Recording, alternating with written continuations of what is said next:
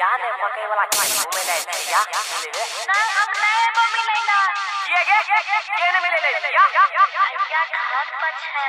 ओते हम नहीं जाने छी उसाबे काहे न छी रुक आवे छियोनी देखे छियो आवे छियो डीजे इंटू बोले ना ते छोरी कहिया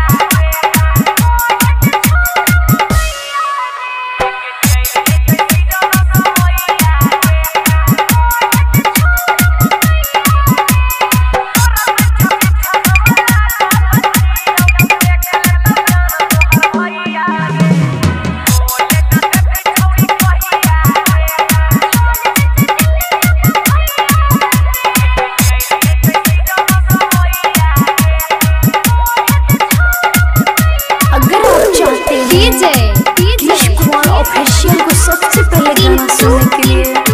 तो लाल बटन को दबा के चैनल को सब्सक्राइब कीजिए और बेल आइकन को दबाना ना भूलिए।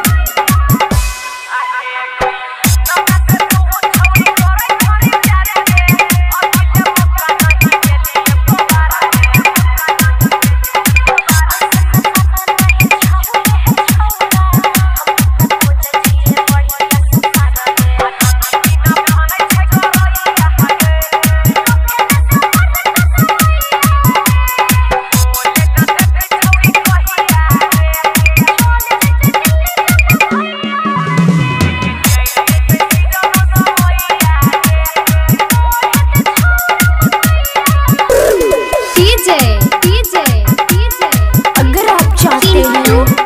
कृष कुमार ऑफिशियल को सबसे पहले गाना सुनने के लिए तो लाल बटन को दबा के चैनल को सब्सक्राइब कीजिए